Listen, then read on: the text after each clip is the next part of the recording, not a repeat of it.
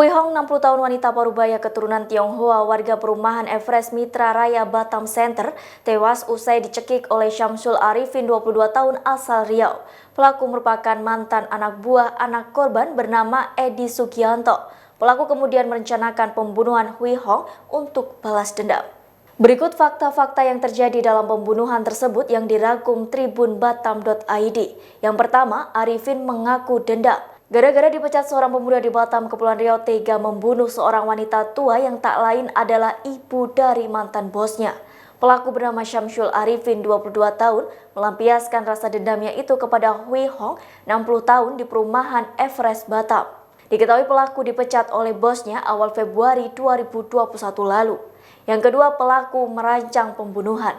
Bukan tanpa sengaja, aksi pembunuhan yang dilakukan Arifin memang sudah dia rencanakan secara matang. Untuk merealisasikan rencananya itu, pelaku datang ke rumah korban di perumahan Everest kira pukul 16 waktu Indonesia Barat. Di sana dirinya berpura-pura mengantar paket. Setelah paket diletakkan, pelaku mulai beraksi. Yang ketiga, tangan korban patah. Saat melakukan aksinya, tangan korban ditarik paksa padahal tangan kanannya masih memegang pintu. Akibatnya, tangan kanan korban mengalami patah tulang. Usai genggamannya lepas, pelaku lalu meminting kepala korban sampai korban kesulitan bernafas. Takut korban menjerit minta tolong, pelaku langsung mengeluarkan lakban yang memang sudah dia persiapkan saat datang ke rumah tersebut. Mulut korban kemudian langsung dilakban hingga korban susah bernafas dan akhirnya lemas tak berdaya.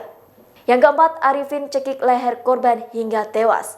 Untuk memastikan korban tewas, pelaku kembali mencekik korban dengan kedua tangannya. Sekuat tenaga korban dicekik hingga tidak bergerak sedikit pun.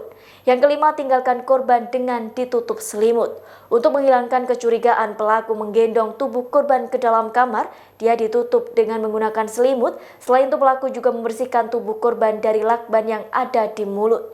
Usai melakukan aksi kejahatannya, pelaku kemudian keluar dari rumah dengan santai seolah tidak ada kejadian. Yang keenam, terungkap berkat rekaman CCTV. Untuk mengungkap kasus tersebut, polisi mengecek setiap kamera CCTV yang ada di perumahan mewah tersebut.